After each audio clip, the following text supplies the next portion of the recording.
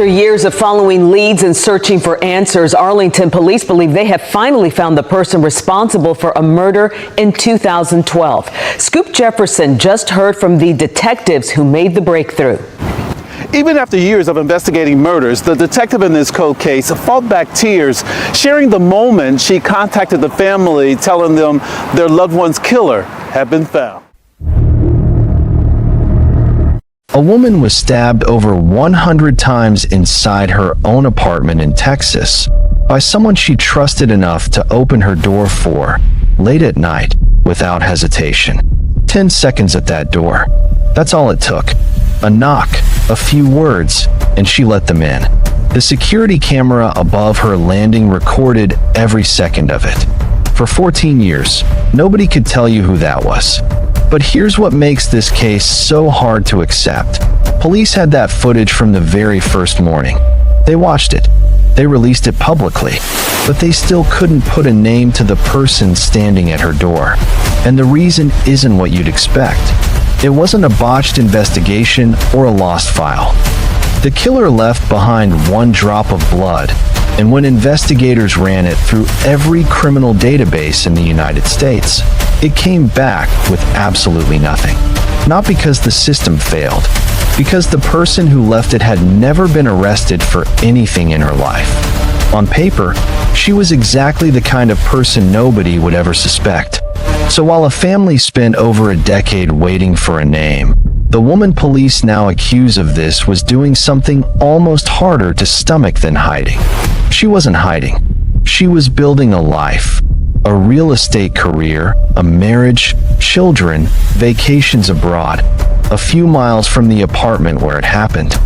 In the end, it took a DNA database built for people researching their own ancestry, a family tree traced across 2 years of work, and a lunch left unfinished on a restaurant table to do what 14 years of investigation could not. But behind every breakthrough in this case is a family that spent 14 years waking up every morning without answers. This is the story of Iracema Chavez, the single drop of blood that outlasted everything else about that night, and the woman who spent 14 years looking completely ordinary. And it ends with 2 plastic forks, a plate, and a cup, collected in the seconds after she walked away.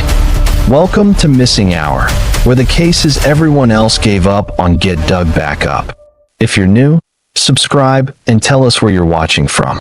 And to everyone who's already here, thank you, sincerely, for every share, like, and comment that's helped these cases reach the people who needed to hear them. Iracema Chavez wasn't from Texas. She grew up in Mexico, and in the years before her death, she made the same decision millions of people make, to start over somewhere new. Her sister and brother-in-law had already settled in the Dallas, Fort Worth area, so that's where she went. She moved into her own apartment at the Aspenwood complex, in the 2700 block of South Collins Street in Arlington, a second-floor unit, close to family, the beginning of a new chapter in a new country. She was 32 years old enough to have already built a life somewhere else, young enough that most of what came next should have still been in front of her. And by every account, she was making the most of it.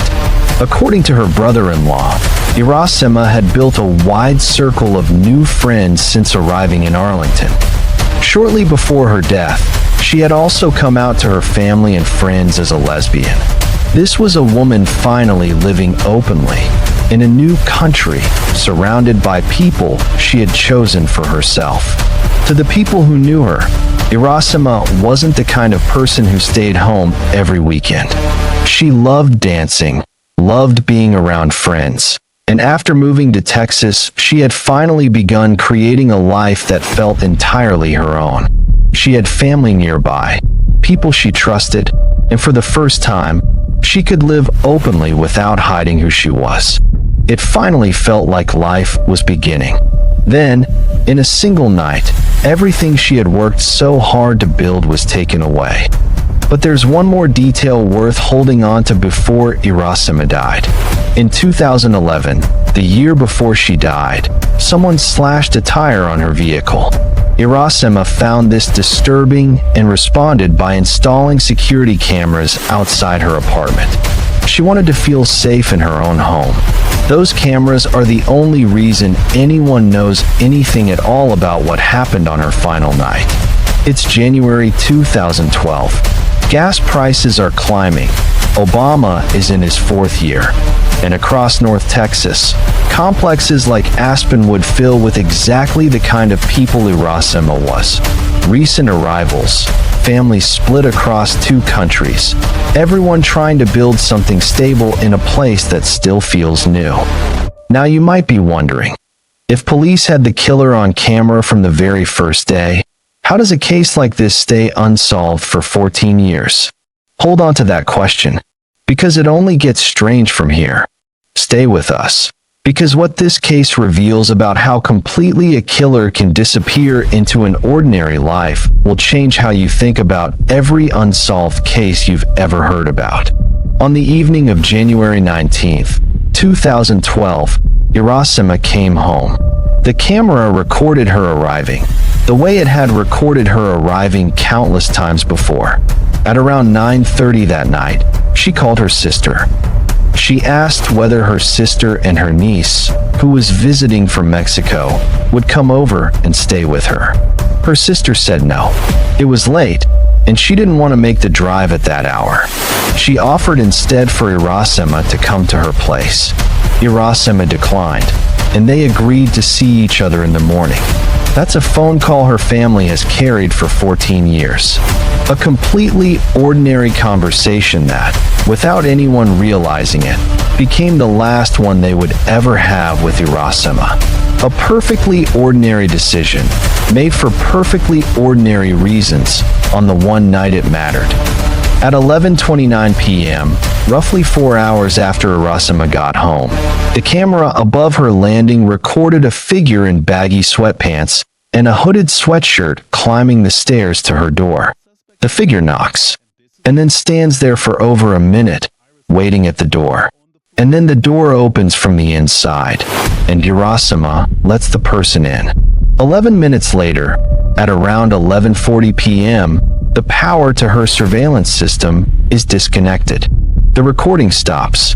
Whoever was inside that apartment knew the cameras were there, knew where the receiver was, and knew enough to shut it down. Think about what that means, watched back years later, knowing what came next. There was no forced entry anywhere in that apartment. No broken lock, no damaged frame, nothing pried or kicked. Irasema opened that door herself, at night, which means whoever was standing on the other side of it was someone she had absolutely no reason to fear. She did exactly what most of us would do for someone we believed we could trust. The next morning, on January 20th, Irasema's sister kept the plan they'd made on the phone.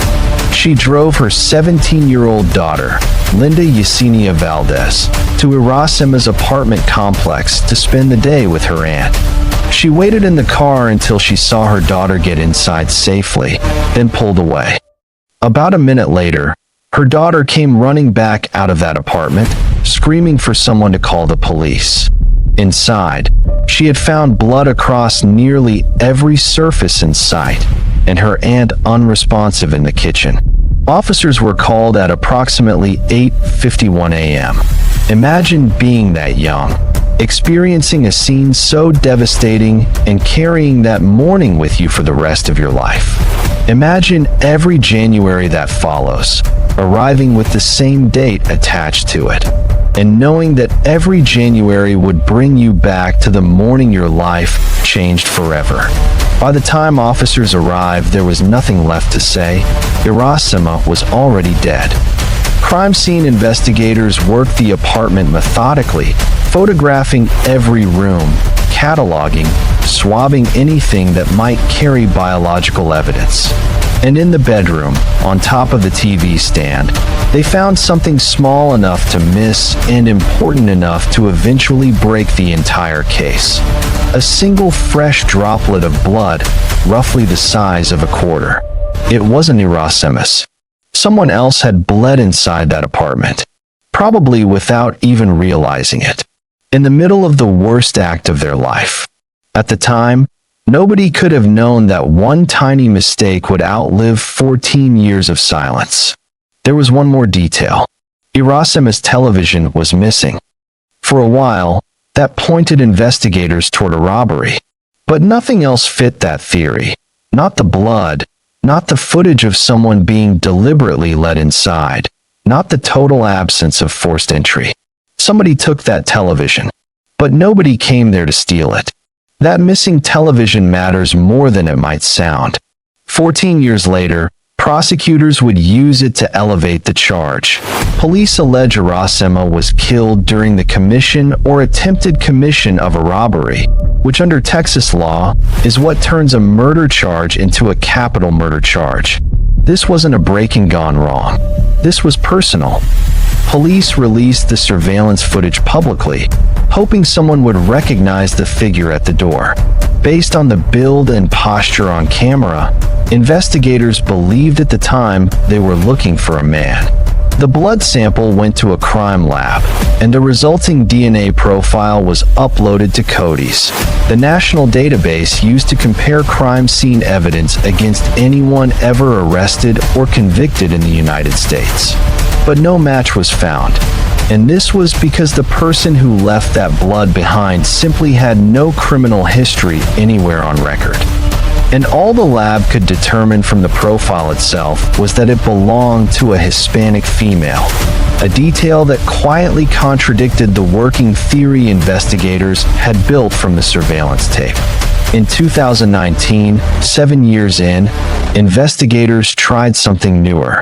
They sent the DNA profile to Parabon Nanolabs, a company capable of generating a predicted image of a suspect's face directly from genetic markers, ancestry, eye color, complexion.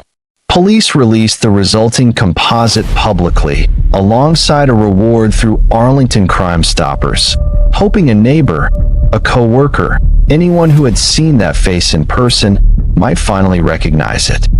A predicted face, built from probability and genetic averages, still wasn't enough to isolate one specific woman out of hundreds of thousands of people across North Texas.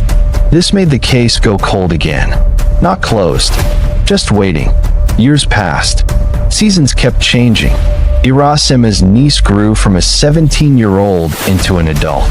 New families moved into Aspenwood who had never heard the name. And every January, the same anniversary arrived with the same unanswered question attached to it. So how does a killer who is on camera, whose blood is sitting in an evidence locker, and whose DNA profile is loaded into a national database, still manage to stay completely unidentified for over a decade? That's the most frustrating part of this story. Here's why CODIS was never going to solve it. That system works by comparing DNA directly against people already arrested or convicted somewhere in the country. A direct match, or nothing at all. It wasn't designed to search for relatives or build family trees. If the person who left that blood had never once been fingerprinted in her life, CODIS was never going to find her. Not in 2012, not in 2019, not ever, no matter how many times the sample was rerun. Detectives had done everything the technology of 2012 allowed. The evidence was there. The problem was that the science hadn't caught up yet. It would take a technique with no connection to finally do what 14 years of detective work couldn't. Now you might be wondering, how exactly do you identify a killer who has never appeared in any criminal database, using nothing but a drop of blood and a genealogy website? In November 2024, Arlington's homicide unit made the decision that changed everything. Detective Tracy Dixon brought the case to the FBI's Dallas field office and requested help through their investigative genetic genealogy program, the same category of technique that has cracked some of the most notorious cold cases in the country over the last decade. Genetic genealogy works nothing like CODIS. Instead of searching criminal records, it compares crime scene DNA against public ancestry databases. the same ones ordinary people use to find long-lost cousins. It doesn't need the suspect to be a criminal. It only needs a distant relative of hers to have taken a DNA test. In April 2026, after well over a year of work, that approach finally produced something. But not directly. The FBI's genealogy team didn't match that blood profile to the suspect herself. They matched it to one of her relatives, someone whose DNA already existed in a public database, distant enough that connecting the two took real, painstaking work. From there, investigators built out a family tree, narrowing branch by branch, name by name, eliminating everyone who didn't fit by age, by gender, by geography, until one name was left standing: Mayra Velasquez. She was 42 years old now, 27 at the time of the murder. A licensed real estate agent with Pure Realtors, LLC, working the entire time she was, according to investigators, evading identification. Living in Dallas. A work acquaintance later described her to reporters as kind and family-oriented, someone who had recorded millions of dollars in real estate sales and traveled abroad regularly to visit relatives, and said she was as shocked by the arrest as anyone who knew her would have been. She was married, with children. For 14 years, none of that raised a single question. She didn't flee the state. She didn't change her name. She didn't disappear from public life the way people assume a killer eventually will. She stayed exactly where she was, built a career people trusted her with, and became, by every outward account, genuinely well-liked. While one family counted anniversaries without answers, another family was building memories that, according to investigators, existed alongside a secret no one saw coming. Investigators finally had a name. What they didn't have was enough to arrest her. A genetic genealogy match, on its own, doesn't hold up cleanly in court. It's a lead, not proof. To move forward, detectives needed Velasquez's own DNA directly, collected without her knowledge, without a warrant, and without tipping her off before they were ready to move. So in May 2026, they began quietly watching her. For weeks, detectives followed her daily movements, learning her routine, waiting for a single specific moment. The moment she discarded something in public. That's the legal principle these cases turn on. A person can't be forced to hand over their DNA without cause. But the second they throw something away in a public place, they've abandoned it. And abandoned DNA can be collected legally, without a warrant, without consent, without them ever knowing it happened. The moment came at a local restaurant. Undercover officers watched Mayra Velasquez sit down for lunch with friends. They watched her eat, waited while lunch ended, saw her stand, gather her things, and walk out. The same way she'd likely done hundreds of times before, with no idea that the ordinary act of leaving a table was about to end 14 years of silence. The second she was gone, detectives moved in and collected everything she'd left behind. 2 plastic forks, a plate, and a cup. Those items went straight to a crime lab, where the DNA on them was compared directly against the 14-year-old droplet of blood recovered from Erasima Chavez's bedroom TV stand. And it turned out to be an exact match. 14 years of waiting had just been reduced to a single laboratory result. If this case is the reason you clicked, this is exactly what we do here. The cases where the answer took years, sometimes decades, to finally surface. Subscribing takes one tap, and it genuinely decides which cases we're able to cover next. On July 16th, 2026, Arlington police arrested Mayra Velasquez in the nearby city of Hurst, Texas. She was charged with capital murder and transported to the Tarrant County Jail, where she is being held without bond. Investigators measured the exact distance between the two moments that now define this case. 14 years, 5 months, and 27 days between the night Iracema Chavez was killed and the morning her accused killer was taken into custody. Days later, at a press conference, Arlington Police Chief Al Jones confirmed what investigators had pieced together, and it reframed everything. Velasquez and Chavez weren't strangers. They had once been close friends. They lived only a few miles apart. And Velasquez, Chief Jones confirmed, had been inside that apartment before, more than once. Which explains the one detail that never made sense. Why a woman living alone opened her door late at night without hesitation? Why there was no forced entry?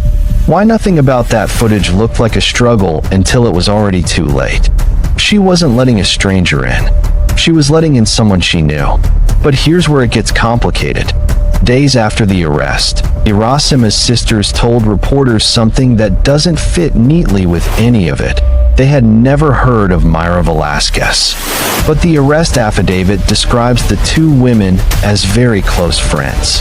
Iracema's own family says the name meant nothing to them, which raises a question nobody has answered yet. If they were as close as investigators say, why didn't the people closest to Iracema know she existed? Standing at that same press conference, Detective Tracy Dixon, who had spent years working this file, reportedly grew emotional describing the moment she finally got to call Iracema's family and tell them an arrest had been made. 14 years of silence, ending in a single phone call.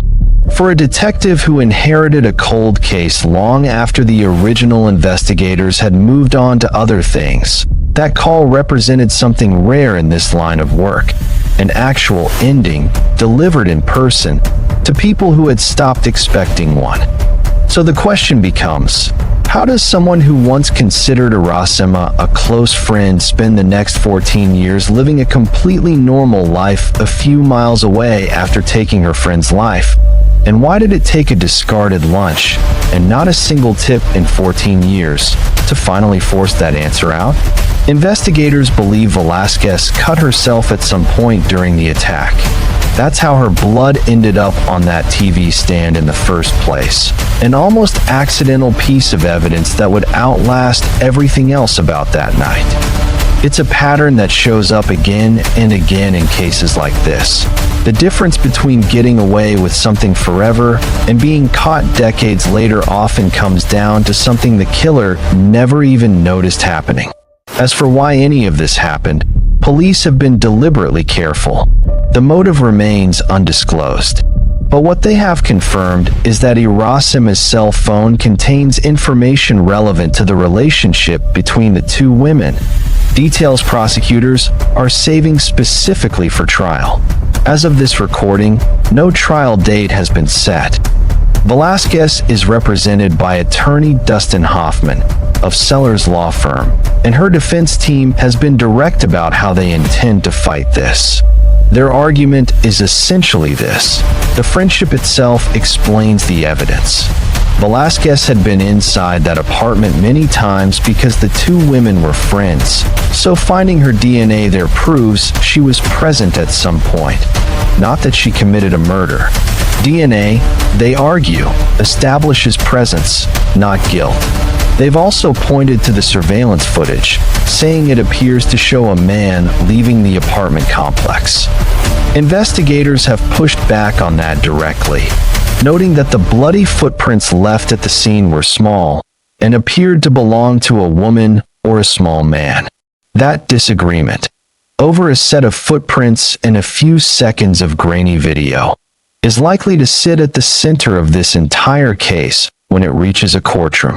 She has not been convicted of anything, and under the law she is presumed innocent until a jury decides otherwise. This is still very much an active case, which means some of the most important questions here, including what actually happened between these two women and why, may not have public answers for a long time yet. What is already clear is that Arlington's use of investigative genetic genealogy changed the course of this case forever. Years earlier, the department had successfully used the same approach to identify the suspect in a 1985 cold case. That investigation never led to an arrest because the suspect had already died, but it proved something detectives desperately needed to know, that even the oldest evidence can still have a voice.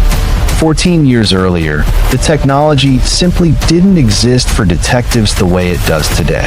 The answers were there all along, locked inside a single drop of blood, waiting for science to finally catch up. But behind every forensic breakthrough is a family that spent years living without one. Irasima Chavez came to Texas hoping to build a new life. She found new friends, a place of her own, and the freedom to live openly as herself. Those who loved her expected to watch that new chapter grow. Instead, it ended in a single night, leaving behind questions that followed them for more than 14 years. Justice, when it finally arrived, didn't erase 14 years of grief.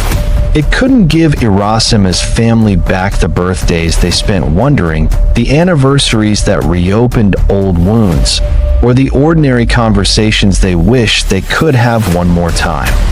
What it did give them was something they had been waiting on since January 2012, an answer. Speaking from Mexico after the arrest, Irasima's family said something that speaks volumes about who they are. While hoping their own loved one would finally receive justice, they also said they were praying for Mayra Velasquez's family. Even after everything, they understood that one arrest would forever change more than one family. This case wasn't solved because someone suddenly decided to tell the truth.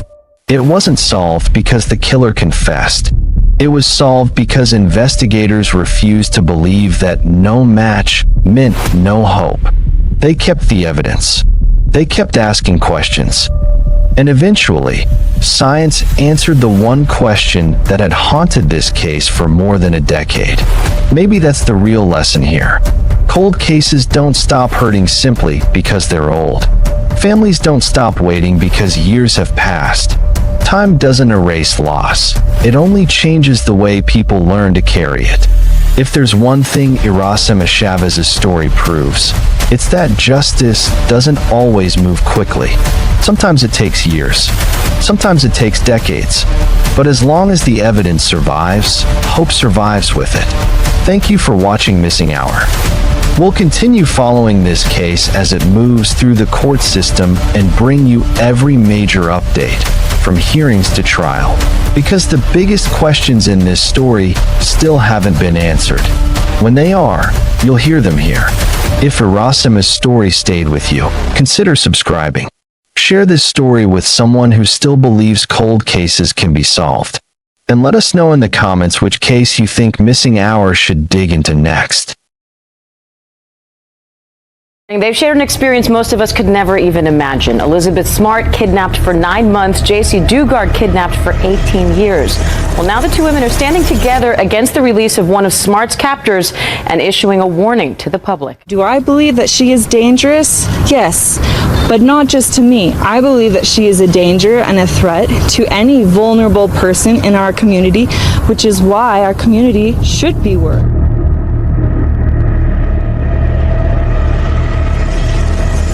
On a June morning in 1991, an 11-year-old girl vanished from Myers, California, taken from her school bus stop in broad daylight, and the man who kidnapped her should have already been in prison. Instead, he was parked at an 11-year-old girl's bus stop with a stun gun in his hand. 10 seconds. That's how long it took. Her stepfather saw it happen from his own yard, grabbed a bicycle, and chased the car until his legs gave out and it vanished around a bend. For 18 years, nobody knew where she was. But here's what makes this case so concerning, because the man who took her wasn't a stranger to police. He was a convicted kidnapper, out on parole, and the woman he'd already abducted once personally warned the government he would strike again. An official wrote down her warning and dismissed it with a single word: For the next 18 years, parole officers visited this man's house roughly 60 times, but never noticed anything wrong. And the child half the country was searching for was just 20 steps away, behind a fence not one of them bothered to walk around. In the end, it took 2 campus employees at a university, with no warrant, no case file, no forensic tools. Exactly 2 days to do what the entire system failed to do in 18 years. While her family searched, prayed, and refused to give up hope, a little girl spent her entire childhood waiting behind a fence only a few hours from the people looking for her. This is the story of J.C. Dugard, the girl who went missing at the bus stop, the man the government set loose, and the 60 chances it wasted. And it ends in an interrogation room, where a 29-year-old woman is finally asked her real name. This is Missing Hour, where the cases the system buried get dug back up. If that's why you're here, subscribe so you don't miss the next one, and drop a comment with where you're watching from. Thank you. In September 1990, the Dugard family made a decision thousands of parents make every year. They left Southern California and moved to Myers, a mountain community of about 5,000 people outside South Lake Tahoe, tucked into the pines of the Sierra Nevada. They moved because they believed it would be a safer place to raise their kids. Terry Probin worked as a typesetter. Her husband, Carl Probin, was JC's stepfather. There was a new baby in the house, JC's half-sister, Shayna, born that year. And there was JC Lee Dugard herself, 11 years old, blonde, obsessed with pink, remembered by everyone as a kid who laughed easily. Her biological father, Ken Slayton, didn't even know she existed, a detail that will matter when investigators start looking for suspects. It's the summer of 1991. Troops are coming home from the Gulf War. In Myers, kids still walk to the bus stop alone. The Dugards had moved to the safest town they could find. But the danger was going to drive in from 168 miles away, and it had been hunting for a long time. Years later, investigators would seize home videos from a house in Antioch, California, footage recorded between 1989 and 1993. What's on those tapes changed how prosecutors understood this entire case. The videos show young girls playing at public parks. Behind the camera were Philip and Nancy Garrido. On the audio, Philip directs his wife to discreetly focus the lens on the children. In other recordings, the two can be heard doing something investigators describe plainly as scouting possible targets. This was not a couple who acted on impulse one June morning. This was a couple who hunted, methodically, together, on camera. The El Dorado County DA later concluded Nancy Garrido scouted JC specifically, selected her, in the DA's words, as a prize for her husband. The gray sedan that appeared in Myers on June 10, 1991 wasn't passing through. It had come for her. And at the moment those tapes were rolling, Philip Garrido was already a convicted, registered offender under federal supervision. Stick around, because what happens in the next few minutes will make you question everything about who we trust to keep kids safe. Now you might be wondering, how does a convicted kidnapper, already under federal supervision, end up parked at a school bus stop completely unnoticed? Hold that question. It only gets worse from here. The morning started ordinarily. Terry left early for work. JC dressed in her favorite outfit and headed out to catch the school bus, walking up the hill from her house, facing traffic, the way kids are taught to. Carl was in the garage. From where he stood, he could see her on the road. Suddenly, a gray sedan drove past JC, made a U-turn at the top of the hill, and rolled back down toward her. It slowed and pulled alongside. The window came down. JC's first thought, she would say years later, was that the driver wanted directions. Instead, a stun gun came out of the window. In seconds, Nancy Garrido was out of the car, pulling the stunned 11-year-old inside and holding her down, while Philip Garrido drove. Carl saw it happen. He grabbed the only thing within reach, a mountain bike, and pedaled after the car as hard as he could, uphill, until his legs gave out and the sedan vanished. He would replay that chase for the rest of his life. Imagine living with that memory, knowing you saw the car, knowing you chased it, wondering, for the next 18 years, if there was one more second you could have found, one more hill you could have climbed. Inside the car, JC drifted in and out of consciousness for a drive that lasted roughly 3 hours. By the end, her captors had taken everything she carried and wore that could identify her. Everything except one thing they missed, a small butterfly-shaped ring. She hid it and kept it hidden for years because it was a secret piece of her real self. It was tiny, worth almost nothing.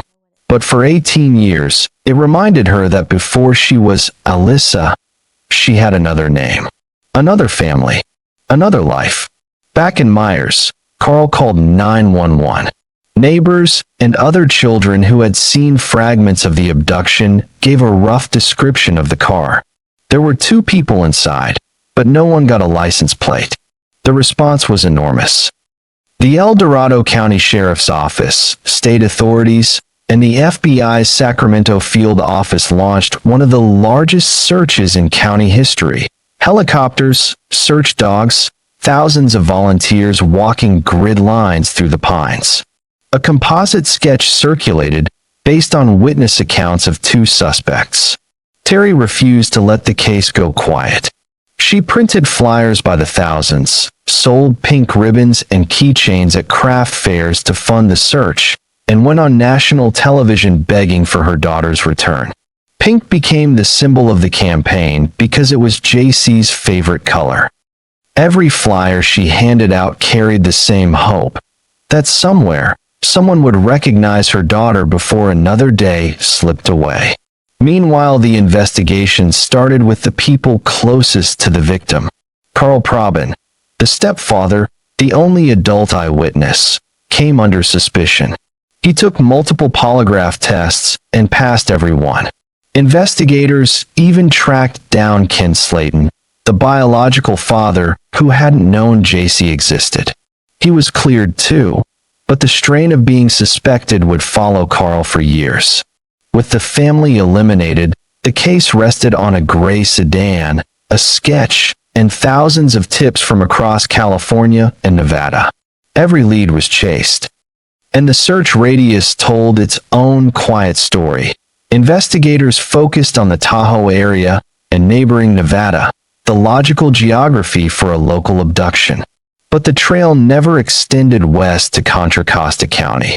It never reached Antioch, which is exactly where the gray sedan had gone. So who was he? And more importantly, why wasn't he still behind bars, right where his first sentence said he'd be? Philip Craig Garrido grew up in Brentwood, California, an ordinary kid, by his own father's account, until a serious motorcycle accident in his teens. His father said his son changed radically after that crash. Heavy drug use followed. By 1972, Garrido was facing accusations involving a teenage girl in Contra Costa County. The case never went to trial. Then came November 22, 1976. Near South Lake Tahoe, the same community he would return to 15 years later, Garrido abducted a young woman named Catherine Calloway Hall. He had planned it methodically for weeks and told police it was his second kidnapping attempt that day. He drove Hall across the state line to a warehouse in Reno he had rented and prepared in advance. She was held there for over 5 hours and survived because a passing police officer noticed something wrong and intervened. Because Garrido carried his victim across state lines, prosecutors charged him federally and in Nevada State Court. The federal sentence alone was 50 years. On paper, he was imprisoned until deep into the 21st century. While serving that sentence at Leavenworth Penitentiary in Kansas, Garrido met a nursing aide named Nancy Bocanegra, visiting her uncle, who was another inmate. They married inside the prison in 1981. In 1988, after just 11 years, Garrido was released on federal parole and moved with Nancy into his mother's house on Walnut Avenue in Antioch. Here is the warning the system threw away. Catherine Calloway Hall learned of his release and personally contacted his parole officers to say he was dangerous and needed close watching. The response, recorded in his own file, dismissed her concerns as the hysteria of a victim and concluded electronic monitoring would be too much of a hassle. Looking back now, that single word feels impossible to read. Not because Catherine Hall was wrong, but because she was exactly right. 3 years later, a gray sedan made a U-turn on a hill in Myers. From the street, 1554, Walnut Avenue looked like any aging suburban home. Behind it, concealed by a 6-foot fence, overgrown trees, and tarps, Garrido had built a second, hidden yard, tents, sheds, and outbuildings no visitor ever saw. That hidden space became JC's entire world. Seasons changed outside that fence. Summers became winters. Birthdays came and went. Entire school years passed. The outside world kept moving while JC's world stopped. For the first year and a half, she was kept locked in a soundproof shed. For the first 4 years, she did not leave the backyard at all. No school, no doctor, no contact with anyone but the Garridos. They gave her a new name, Alyssa. Over 18 years, the crimes against her there would fill a 29-count felony indictment. In 1994, at 14, JC gave birth to a daughter in the compound, with no doctor and no hospital. But since Nancy Garrido was a former nursing aide, she handled the delivery. In 1997, at 17, JC gave birth to a second daughter the same way. Neither child was ever registered. No birth certificates, no school enrollment, no legal record they existed. The girls grew up believing Nancy was their mother, and JC was their older sister. If you're picturing Nancy as a passive bystander, the record says otherwise. When Philip was briefly taken back into custody in the 1990s for failing a drug test, Nancy ran the captivity alone. Philip's control wasn't only physical. He built a psychological cage, isolation, dependence, and a delusional religious worldview. He claimed to hear the voices of angels and cast himself as a man on a divine mission. Inside that fence, his reality was the only one on offer. JC later wrote that becoming a mother changed everything. She now had 2 reasons to survive. Whatever Garrido wanted to take from her, he couldn't take that. Every decision she made afterward was measured against one question: how do I keep my daughters alive? So how does this go undetected for 18 years, with a convicted, registered, federally supervised offender? The answer is the most damning part of this story. Philip Garrido was never off the radar. That's what separates this case from almost every other long-term abduction in American history. He was on the radar the entire time. As a parolee, Garrido was subject to home visits, and he received them. Over roughly a decade of state supervision, agents visited his house about 60 times. They spoke with him, noted compliance, and left because they found nothing unusual. Not one visit included a full search of the property. The district attorney's later report put it in one devastating sentence: had agents searched the residence, they would have found her. 60 opportunities. 60 times someone stood on that property. 60 chances to save an 11-year-old girl who was still waiting to be found. The failures didn't stop at the fence line. One of the seized videos, recorded in 1993, 2 years into JC's captivity, shows Nancy luring another young girl into the couple's van, sweetly coaxing her to perform gymnastics for a camera Philip had set up. They weren't just holding one victim behind their house. They were still hunting, while under active supervision. Meanwhile, the deception grew almost casual.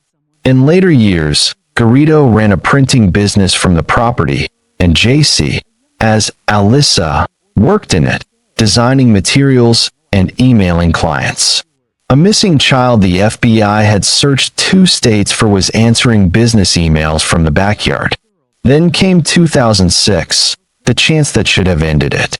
A neighbor called 911 to report that people, including children, appeared to be living in tents behind Garrido's house.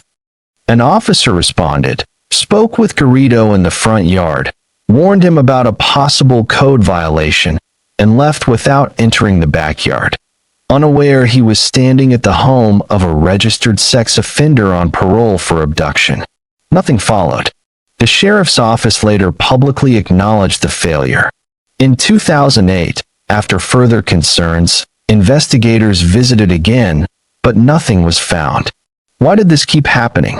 The DA's post-case review named the enablers directly, the psychiatric professionals whose evaluations kept clearing him, experts who listened to what Garrido told them and ignored the record of what he was. He played them for years, and their reassurances flowed into his file while a kidnapped child raised 2 daughters behind his house. Hold on to that, because at sentencing, a judge is going to say it to their faces. It would take 2 people with no connection to the case to do what all of that could not. And it would take them exactly 2 days. Now you might be wondering, who were they? What did 2 campus employees see that 60 trained parole officers spent a decade missing? On Monday, August 24th, 2009, Philip Garrido walks into the UC Berkeley campus police office with 2 girls, ages 11 and 15. He wants a permit for an event for his religious group, God's Desire. He talks about a special mission, about the government being involved, about a book he's written. The manager of the special events unit, Lisa Campbell, noticed something was wrong. What strikes her isn't just Garrido's erratic manner. It's the girls, pale, in drab matching dresses, oddly rehearsed, glancing at Garrido before answering anything, as if they were scared. She doesn't confront him. She does something smarter. She schedules a follow-up meeting for 2 p.m. the next day, making sure he'll come back, and flags him to Officer Ally Jacobs. Most people would have dismissed it as strange. Lisa Campbell didn't. And because she trusted a feeling she couldn't yet explain, history was about to change. Jacobs runs the name through dispatch. The return changes everything. He's a registered sex offender, a paroled kidnapper, with 2 young girls he's calling his daughters. And nothing in his supervision file says Philip Garrido has children. On Tuesday, August 25th, Garrido returns with the girls, right on time. Jacob sits in, keeping things conversational, so he suspects nothing. She studies the children, healthy but sun-starved, one standing rigid, hands flat against her legs, eyes fixed upward. Garrido, unprompted, volunteers his criminal past and insists he's a changed man doing God's work. After they let him walk out, Jacobs contacts Garrido's parole agent, Edward Santos Jr., and reports everything, including the 2 girls his file says shouldn't exist. That same day, parole agents go to Walnut Avenue, place Garrido in handcuffs, and search the main house, and find nothing. No girls. Even now, the hidden yard behind the yard keeps it secret. Garrido is ordered to report to Concord the next morning and to bring his entire household. On Wednesday, August 26th, Garrido arrives in Concord with Nancy, the 2 girls, and a young blonde woman he introduces as Alyssa, a relative. Investigators decide to separate them. The woman's story doesn't hold, protective of the girls, evasive about herself, visibly afraid. In another room, Garrido's account collapses, and he begins to confess to what he did in June of 1991. In that small interrogation room, the young woman is asked who she really is. It had been 18 years since anyone had asked her that. 18 years since she had spoken those 3 words out loud. Through tears, she finally answered, "I'm J.C. Lee Dugard, the girl from the missing poster." If this case is why you clicked, we cover the cases where the system failed and the people who caught what it missed. Subscribing takes one tap, and it decides which cases we cover next. That evening, the FBI arranged a phone call. In Southern California, Terry Probin answered and heard a voice she had waited 18 years, 2 months, and 16 days to hear. Imagine waiting almost 2 decades for a call you've nearly stopped believing will ever come, then hearing your child's voice on the other end. She flew north the next morning, and the reunion happened in private. Mother, daughter, and 2 granddaughters Terry had never known existed. JC's aunt, Tina Dugard, told reporters the smile on her sister's face was as wide as the ocean. They laughed, they cried, and JC remembered everyone. Then came the fact that staggered even investigators. For 18 years, while Terry searched across 2 states, her daughter had been held less than a 2-hour drive away. Philip and Nancy Garrido were arrested on August 26, 2009. El Dorado County prosecutors filed a 29-count felony indictment, kidnapping, false imprisonment, and multiple counts of assault against a minor. Both pleaded not guilty. The Walnut Avenue property became a sprawling crime scene, processed for months. The tents, the soundproof shed, the seized recordings. The Garridos were even questioned about the unsolved 1988 disappearance of a 9-year-old girl in Hayward. They were ruled out, and another man was charged in 2020. In April 2011, the pleas came. Philip pleaded guilty to kidnapping and 13 additional felony counts. Nancy pleaded guilty to kidnapping and 1 additional count, in a deal requiring Philip to admit to nearly the entire indictment. Both waived their right to appeal. JC released a brief statement saying she was relieved they had finally acknowledged their guilt. On June 2, 2011, at El Dorado County Superior Court in Placerville, Judge Douglas Feimister delivered the sentences. JC chose not to attend. Her absence was the loudest statement in the room. Her mother read her daughter's words to the 2 defendants, who kept their heads down.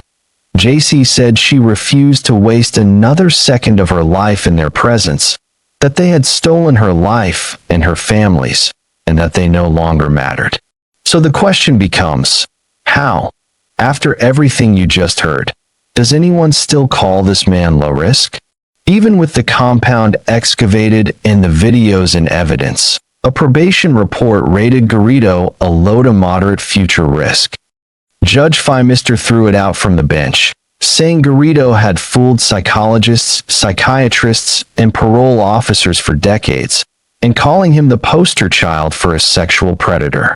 Philip Garrido was sentenced to 431 years to life, while Nancy Garrido received 36 years to life, the maximum under the laws in effect in 1991. Many people spend the rest of their lives trying to recover from trauma. JC chose something harder. She decided other families shouldn't have to walk through it alone. JC spent 18 years waiting for someone to find her. The people who were supposed to protect her walked past that fence again and again, never knowing she was only a few steps away. But she never stopped surviving. And in the end, 2 strangers noticed what everyone else had missed. Today, JC chooses to live away from the spotlight. She has written about her experience, built a foundation to help other survivors, and dedicated her life to making sure families facing unimaginable trauma don't have to face it alone. She can never reclaim the childhood that was taken from her, but she reclaimed something just as important, her future. This case wasn't solved because of advanced forensics or a breakthrough investigation. It ended because 2 ordinary people refused to ignore what didn't feel right. Sometimes the smallest decision, to ask one more question, to make one more phone call, to look one more time, can change someone's entire life. For Terry Probin, the wait lasted 18 years, 2 months, and 16 days. Every birthday, every Christmas, every empty chair at the dinner table ended the same way, with hope that tomorrow might be different. Then, one ordinary phone call ended 18 years of waiting. If there's one lesson this case leaves behind, it's this. Never ignore the voice telling you something isn't right. You don't have to prove it. You only have to report it. That one call could be the reason someone finally comes home. Thank you for watching Missing Hour. If this story stayed with you, subscribe for more cases where overlooked details changed everything. Share this video with someone who believes paying attention matters. And if there's a case you'd like us to cover next, let us know in the comments.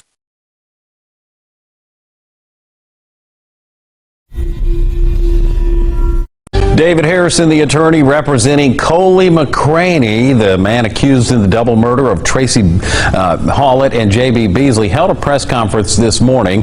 Morning anchor Tanya Pruitt there and has reaction from Coley McCraney's family tonight. In the summer of 1999, two 17-year-old girls were shot in the head and left in the trunk of a car on a quiet street in Ozark, Alabama. Two teenage girls who should have been worrying about graduation, friendships, and the future instead became the center of a mystery that would haunt an entire town. Their lives ended in silence, and for years, that silence was all anyone had. For the next 20 years, no one could say who did it. Imagine spending 2 decades without answers. Birthdays came and went. Parents grew older. Friends tried to move on. But every passing year only made the questions heavier. When the answer finally arrived, it broke a record, and it came from a place no investigator had ever thought to look. Over those 2 decades, 3 different names were attached to this one murder. The first belonged to a man who walked into a police station on his own and confessed. The second belonged to the police themselves, accused of pulling the trigger and hiding it. And the third, which was the correct one, belonged to a church-going truck driver who lived less than a mile from where the girls were found, and whom not one detective questioned until the case was old enough to vote. 1 crime, 3 names, 2 of them wrong. And the man who was right about none of the early theories walked free the entire time the town was looking everywhere else. The most frightening part wasn't that the killer escaped. It was that he never had to run. He simply waited while everyone searched somewhere else. Here is the question that has kept this case alive for a quarter of a century, and the reason you'll want to stay to the end. How does a killer stay invisible for 20 years while living in plain sight? And what finally dragged him out of it? Stick around, because what happens in the next 20 minutes will make you question everything about who we trust behind the pulpit. Before we go further, take a second to subscribe so you don't miss how this unfolds, and drop a comment telling us where you're watching from. We read them, and we reply. Now let's get into it. It all started with a car that shouldn't have been there. On the morning of August 1st, 1999, Ozark police found a black 1993 Mazda 929 parked along Herring Avenue, about 30 yards from a side street intersection in a residential part of town. Both families of the 2 missing Dothan teenagers had called police only hours earlier. Officers didn't have to search. The car was right there, and everything about it was wrong. The gas tank was nearly empty, though it had been filled the day before. The body of the car was streaked with mud. The driver's window was cracked open, but every door was locked. On the dashboard sat J.B. Beasley's driver's license. Inside were both girls' purses, their cash, their jewelry, their credit cards. Nothing had been taken. Whatever this was, it was not a robbery. For their families, every untouched belonging became another painful reminder. The purses could be returned. The jewelry could be identified, but the daughters who owned them were gone forever. There was no key anywhere, and on the lid of the trunk, a single palm print. That print told investigators where they needed to look, and for hours they couldn't get there. The trunk was locked, the key was gone, and officers treated the car as sealed while they worked the scene around it. It took most of the day before someone realized the trunk could be released from an interior latch, with no key required. When they opened it, both girls were inside. Each had been shot once in the head with a 9mm handgun. A shell casing was recovered. It was the moment every parent prays never comes. The moment hope quietly gives way to heartbreak. What had begun as a search for two missing teenagers had become a homicide investigation. They had been in that trunk the entire morning, on a street where people walked their dogs and left for work, while the search that was supposed to find them circled everywhere else. To understand what these two girls were doing in Ozark at all, you have to go back one night and to who they were. J.B. Beasley turned 17 on July 31st, 1999, the same day she died. Her full name was Hilton Green Beasley. She was born in Troy, Alabama, raised in Dothan by her mother, Cheryl Burgoon, and had modeled locally alongside her sisters and danced most of her life, with a shelf of trophies to show for it. She was the outgoing one, the kind of teenager who filled a room and knew it. The gathering the girls were driving toward that night was her own birthday party. Her best friend was her opposite. Tracy Jean Hollett, also 17, was quieter and steadier, the responsible older sister at home. Her father, Robert Hollett, had been a police officer. He drowned in Lake Eufaula in 1987 when Tracy was 5, and after that the local force knew the family by name. Her mother, Carol Roberts, worked long shifts as a nurse's aide. The two girls had met through cheerleading and become close to the point of inseparable. The night of July 31st, they set out to celebrate JB's birthday at a gathering a few towns over. They took JB's Mazda, two teenagers, a full tank of gas, and a set of directions they could not seem to follow. They got lost almost immediately. Around 10:30, they stopped at a BP station in Headland and used a payphone to call friends for help. It didn't work. Instead of reaching the party, they drifted more than 20 miles in the wrong direction and ended up in Ozark, a town neither of them knew, on unlit roads with no landmarks. At roughly 11:35, they pulled into the Big Little Store, a closed convenience store and gas station on East Broad Street. Tracy used the payphone to call her mother and said they were lost. They'd asked for directions, and they were finally heading home. A woman named Marilyn Merritt had stopped in for a soda with her daughter, and the girls asked her the way back to Dothan. Merritt walked them through it. She remembered them clearly afterward. Polite, calm, a clean car, two kids who just wanted to get home. She watched them pull out and turn right, exactly as she directed. Marilyn Merritt was the last person to see J.B. Beasley and Tracy Hollett alive.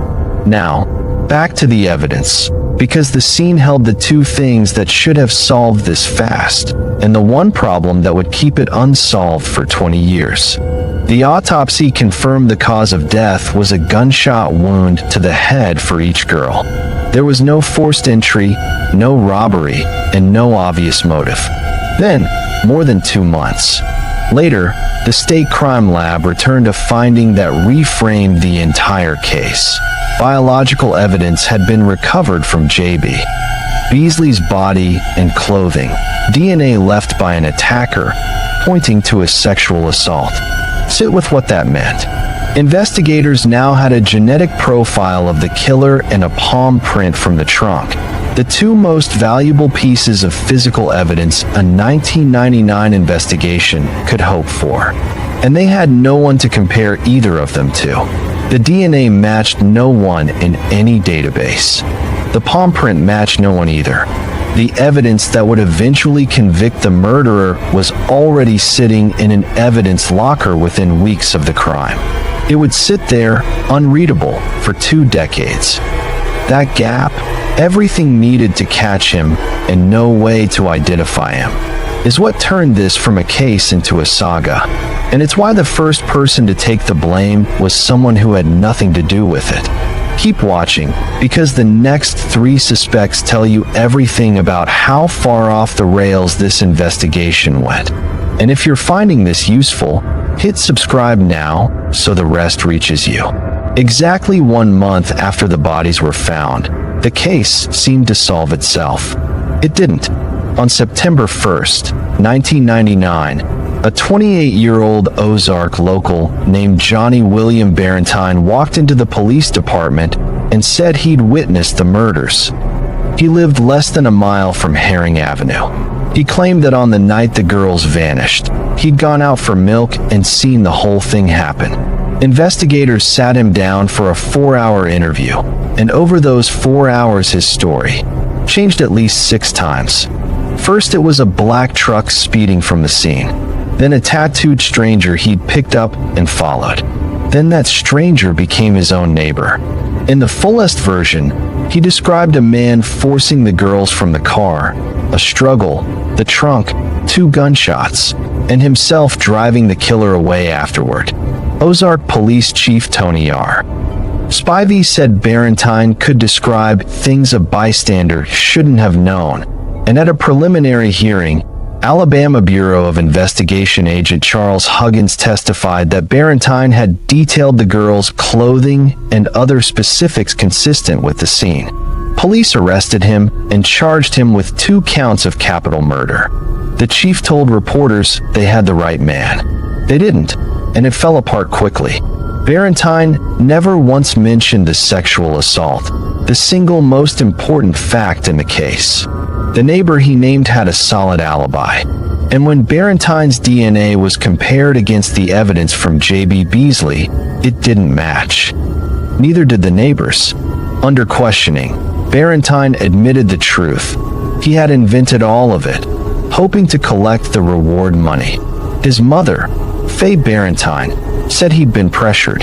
His court-appointed attorneys, Bill Cominos and Joe Gallo, argued there was no gun and no physical evidence, only a confession that contradicted itself. Judge P.B. McLaughlin denied him bond anyway. He was released that December. In January 2000, a grand jury declined to indict him. Johnny Barentine walked out cleared, a man who confessed to a double murder he had no part in, and who has since died. His name was the first of 3 attached to this crime, and it was wrong. With Barentine gone, the investigation widened, and every promising lead ended the same way. There was a man from Michigan, seen near where the car was found, who left town within days. Investigators traveled to Michigan 3 separate times to interview him, because he couldn't account for several hours of that night. DNA ruled him out. There was a man from Mississippi, extradited on an unrelated Ozark warrant, who'd been staying with relatives in town and left 2 days after the murders. Nothing connected him, and they let him go. There was a small white pickup truck caught on the Big Little Store's surveillance camera around the time the girls were at the payphone. But no gas was purchased, the driver's face was never resolved, and the truck was never identified. And in March 2000, a woman told police she'd heard screaming and 2 gunshots near Highway 123 that night, but had been too afraid to come forward. Officers searched and found a single unfired 9mm round. Right caliber, wrong brand, no usable markings. Every one of these was a maybe. Every one became a dead end. The DNA stayed unmatched. The case went cold. And then, more than a decade later, it came roaring back from the last direction anyone expected, the police force itself. This was the second name attached to the case, and it wasn't one name, but a group of them. In 2015, a former Ozark auxiliary officer named Rena Crum came forward with a claim that turned the case inside out. She said the killer wasn't a stranger at all. She said he was an Ozark police officer, and that other officers had covered it up. Her account reached the public through a local blogger named John Carroll, who ran a site called the Henry County Report and published it in detail. The theory ran like this. The girls had come into possession of cassette tapes tied to local corruption and a drug operation. A traffic stop that night went wrong, and a cover-up followed to protect the badge. Crum pointed at named figures, among them Rex Tipton, Butch Whittington, Eddie Henderson, and Chief Tony Spivey.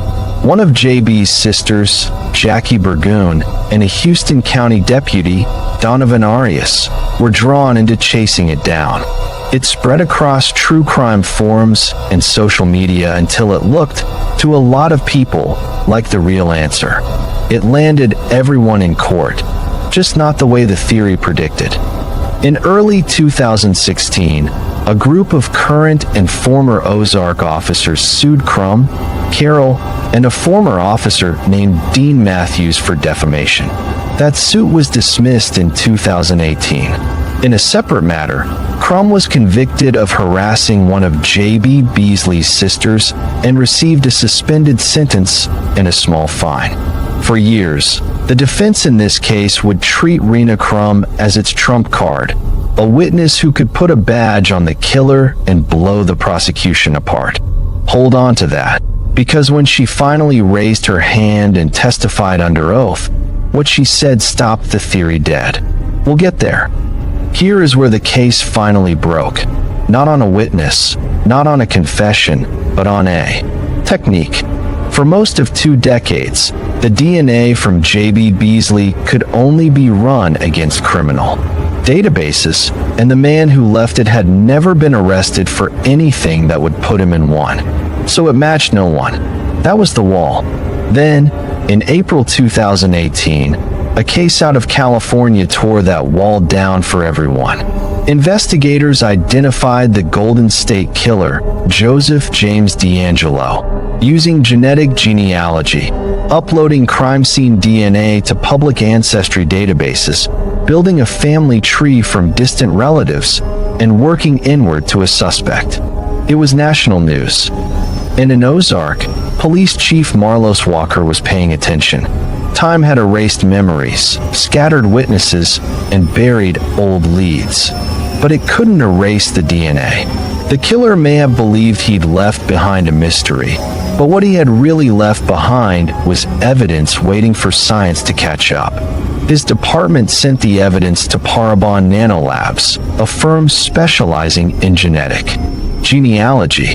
Parabon uploaded the profile to a public database called GeneMatch. There was no close match, no first, second, or third cousin waiting to be found. But there were distant relatives, enough to build a family tree and narrow it, branch by branch, toward a cluster of surnames, and finally toward one man who had never appeared in the case a single time. His name was Coley Lewis McCraney. This was the third name, and unlike the first two, no one had ever spoken it, for a simple reason: there was nothing about him to speak. No record, no tie to the girls, no complaint, no rumor, no reason for a single detective to write him down. He was the last person the town would have guessed. He'd graduated from Carroll High in Ozark in 1992. He served in the Air Force from 1993 to 1997. He drove trucks for a living. He had helped found a church and served as its bishop. He had no violent record. To confirm the lead, investigators asked McCraney for a voluntary DNA sample. He gave one. The lab reported a match to the evidence from J.B. Beasley with a high degree of confidence. If genetic genealogy is why cases like this one get solved now, and you want more of them, broken down this way, this is the moment to subscribe and turn on notifications, because what investigators found next put the whole 20-year picture into focus. Look at where McCraney had been in 1999. That summer he lived on Lisenby Drive, less than a mile from the payphone the girls used, and less than a mile from Herring Avenue, where the car was found. And within roughly 18 days of the murders, he moved. He had been living in the middle of the map this entire time. In March 2019, officers stopped McCraney in Daleville, Alabama, and arrested him, 20 years after two teenagers were found a mile from his old front door. He was charged with capital murder and rape. He told police he didn't know the girls. At the preliminary hearing that April, Ozark Lieutenant Michael Bryan laid out the geography and the timeline, how close McCraney had lived to every point that mattered, and how quickly he'd relocated. Investigators noted McCraney had owned a 9mm, the same caliber used in the killings. Forensic testimony described gunpowder found on the girl's hands, a detail that spoke to how close the weapon had been. The defense argued the DNA proved contact, not murder. A judge sent the case to a grand jury. McCraney was indicted, and the case that had gone cold for 20 years was finally headed to trial. It took until 2023 to get there, and the trial delivered the twist the whole case had been building toward. Before it began, the defense's great hope took the stand at a pre-trial hearing. Rena Crum, whose cover-up allegations had shadowed the case for 8 years. If she held to her story, she could hand the jury reasonable doubt with a badge on it. Instead, after struggling to recall the specifics, she said 2 words: "I lied." The police cover-up theory that had lived online for nearly a decade collapsed in a single sentence, under oath. The second name was gone, leaving only the third. The trial ran about 2 weeks, with Alabama Attorney General Steve Marshall personally leading the prosecution and Judge William Fillmore presiding. The state's case rested on the DNA, the one piece of evidence that had outlasted every false lead and every cold year. Then McCraney did something his own attorneys, David Harrison and Andrew Scarborough, may not have wanted. He took the stand. He testified that he had met J.B. Beasley at a Dothan mall and that the two had a consensual encounter, that this, and nothing else, explained why his DNA was on her. He denied killing anyone. But the defense offered no evidence the two had ever met before that night, and the jury heard a man explaining away the single fact that tied him to 2 dead teenagers. On April 26, 2023, they convicted him of capital murder. He was sentenced to life in prison, without the possibility of parole. For Cheryl Burgoon and Carol Roberts, 2 mothers who had waited nearly 24 years for justice. It was an answer they had stopped expecting, but the verdict didn't settle it. For the mothers, no sentence could bring their daughters back. But after decades of unanswered questions, they finally had something they had been denied for so long: the truth. McCraney's team went straight for a new trial, alleging jurors had broken the rules by posting to social media and reaching for outside information during deliberations. In July 2023, Judge Fillmore shut it down, and guards moved McCraney to a maximum security prison outside Birmingham. He kept fighting. In September 2024, the Alabama Court of Criminal Appeals upheld the conviction. That December, the state's highest court refused to hear the case at all. His state appeals were finished. McCraney is not. From his cell, he tells anyone who will listen that he is innocent, that a court will overturn this, that he will walk free. His attorney says the next stop is the U.S. Supreme Court. For the families who waited a generation for a verdict, the case they believed was closed is, technically, still open, and the man they watched convicted is betting the last door hasn't shut. So here is where 24 years of investigation leaves us. The science answered the biggest question: who? DNA that sat untouched for 2 decades, run through a method that didn't exist when the crime happened, put Coley McCraney in a courtroom and then a cell. But it never answered why. There was no robbery, and no one has ever proven a prior connection between him and either girl. 2 17-year-olds made one wrong turn on a summer night, ended up on a road they didn't know, and crossed paths with a man who was never supposed to be a suspect. Whatever the motive was, it left with them. Along the way, this case burned through a false confessor who talked his way into a jail cell, a viral theory that put the crime on the police and dissolved with 2 words under oath, and a killer who spent 20 years living an ordinary life a mile from where it happened. 3 names, and only the quietest one was true. That is the part that stays with people. He was not a monster in the shadows. He was a neighbor no one thought to look at twice. There are no easy sides to leave you on. J.B. Beasley and Tracy Hollett were 17, with lives they never got to live, and 2 mothers have carried that every day since.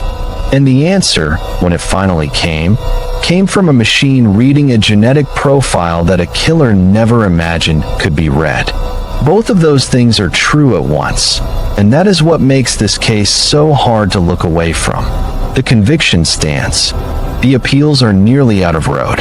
And the one question the state never managed to answer, why these 2 girls on that night, has now outlasted everyone who might have known. There are no easy endings to a story like this. J.B. Beasley and Tracy Hollett were only 17. They should have grown into adulthood, built careers, started families, and lived the lives that were stolen from them on a quiet Alabama road. Instead, they became part of a mystery that lasted nearly a quarter of a century. We'll be covering any ruling from the higher courts as it comes. Subscribe and turn on notifications so the update reaches you the moment it breaks. And tell us in the comments, after everything, do you believe the DNA closed this case completely? Or is there still a piece of that night no one has explained? We read every one of them. Beasley family members broke down in tears when the judge recounted how Robin Lawrence was stabbed 49 times in her Springfield home. Judge David Oblong called this murder case one of the worst in Fairfax County history. Robin Lawrence wasn't supposed to die that night. She deserved better. She had dinner plans, home improvement projects half finished, an innocent 2-year-old daughter asleep down the hall. But on the night of November 18th, 1994, calamity befell Robin's home.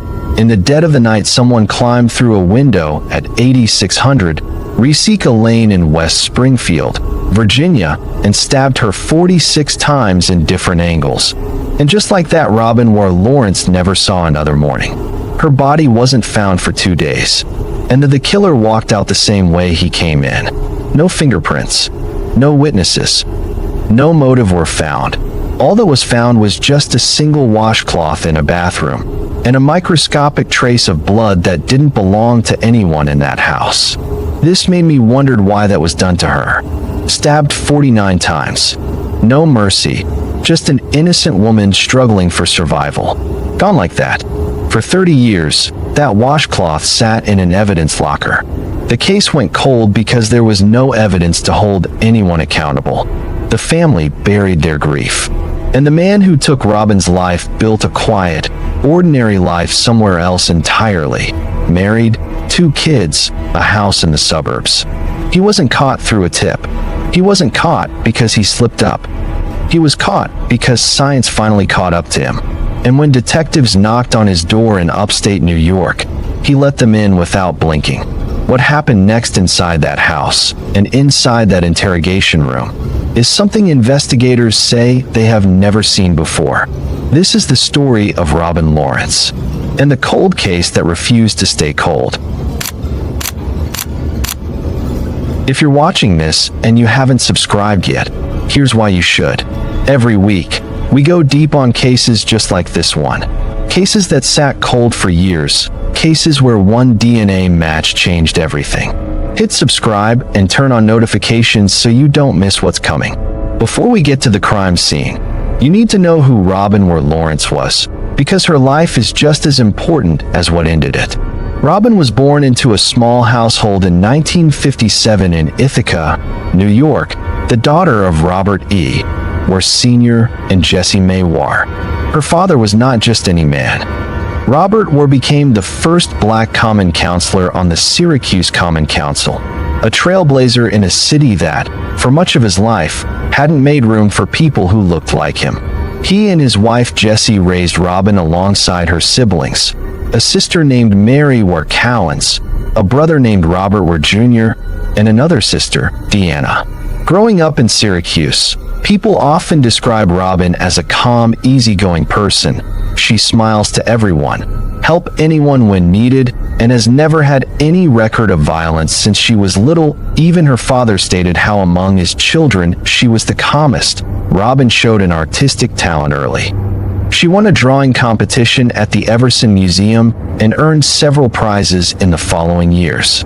By the time she was done with Nottingham High School in 1974, her direction was clear. She thought she knew what the future holds for her. But little did she know her life was going to be cut short even before she started living the life. She pursued an art degree at Carnegie Mellon College of Fine Arts in Pittsburgh, Pennsylvania. After graduating, Robin's career took a turn that put her in rare company. She was selected to mold the first medal for the Martin Luther King Jr. Nonviolent Peace Prize, a medal that was awarded to Rosa Parks. For a young black woman whose parents had grown up during Jim Crow in Memphis, Tennessee, who unable to sit at the front of a bus due to discrimination and stigmatization placed on the black, unable to enter a zoo except on designated days. This was more than a professional achievement for her. It was a dream come true. Her father would later say, simply, she was a powerful lady in this world. Robin eventually relocated to Washington, D.C., where she met Ollie Lawrence, an airline executive who was described by those who knew him as calm, confident, easy to be around. He is a kind of man who made a room feel settled. They married on New Year's Eve 1989, and 3 years later, their first daughter Nicole was born. Nicole came into the world with complications. As an infant, she underwent a liver transplant and required daily immunosuppressive medication to stay healthy. Robin managed this without complaint, balancing a full-time role as director of advertising at Merchants Tire and Auto Center in Manassas, while Ollie's airline career kept him traveling. By November 1994, the Lawrences were living on Reseca Lane in West Springfield, working on the yard, fixing up the house, planning a future. And just 8 days before Thanksgiving, that future ended. On the evening of Friday, November 18th, 1994, Ollie Lawrence boarded a flight to Nassau in the Bahamas for a business trip. Robin was home with Nicole, their 2-year-old daughter. It was stated that on the day of Ollie's departure, Robin was reluctant to let him go, just as if she knew her life was going to be cut short by a psychopath who deserved to be stoned to death. Stick around, because what happens in the next 30 minutes will make you question everything about humanity. Soon enough, Robin's husband tried calling her at noon to inform her he had arrived at his destination, but all to no avail. She wasn't picking up, and soon enough her phone went dead. Worry grew in him. When Ollie Lawrence couldn't reach his wife, he asked a family friend to check on her. As mentioned, it was Lori Lindbergh who saw the crime scene first and rescued baby Nicole, calling 911 immediately. Lori Lindbergh recalled entering the house and seeing the pool of blood in the bedroom, with her daughter roaming around. Confused, innocent child was trying to help her lifeless mother, bringing her water and stocking up wool to her wounded areas, not knowing her mother had been brutally killed. At the hospital, the police told me that Robin was dead, which was something so horrible that you can't believe it's actually happening. It's so surreal. I think I was in shock. The police asked me to call Robin's parents to tell them. That was the worst part of the whole day, was telling Robin's parents that their daughter was dead. The investigation spread out, probing through Robin's social media and connected relatives. The detectives collected some unknown DNA samples from the crime scene, but they didn't match anyone in their database. This is when it seemed like the case was unsolvable, and after decades, it almost got cold. But soon, Via a DNA technology called genetic genealogy, they found out the culprit. The investigators who then arrived at the crime scene, discovering Lawrence to be stabbed dozens of times. The last confirmed contact anyone had with Robin was around 6 p.m. that Friday. By 9:30 p.m., investigators believe she was already dead. According to prosecutors, Stephen Smirk left his barracks that night with the intent to kill someone, though he had no specific victim in mind. He was 22 years old, an active duty soldier stationed at Fort Myer in Arlington, Virginia, what is now known as Joint Base Myer-Henderson Hall, just miles from Arlington National Cemetery. He had been drinking beer and had taken ephedrine, a stimulant that at the time was legal and widely used, often in diet supplements and workout products. That night, he drove toward a friend's house in West Springfield. At approximately 9:30 p.m., while Ollie was in the Bahamas, an intruder wearing a ski mask and leather gloves entered through a back deck window. He cut through the screen to get inside. Robin was in her bedroom. This was not a robbery gone wrong. This was something else, something personal or deeply disturbed. The phone cord in the bedroom had been cut, and the phone itself was on the floor. Whether Robin reached for it or it was knocked during the struggle, investigators could not say with certainty. What they could say was that Robin fought for her life. The number of defensive wounds on her hands and arms told that story without any words. She did not go quietly. At some point, she scratched his face. He didn't know it yet, but that scratch, that last act of resistance, would cost him everything 30 years later. He left through the same window. He left behind no fingerprints, no weapon, no clear motive. The only trace of himself he left in that house was a small amount of blood on a washcloth in the bathroom, placed there when he checked his face in the mirror after what Robin had done to him. Lori had been Robin's friend since they were in ballet class together.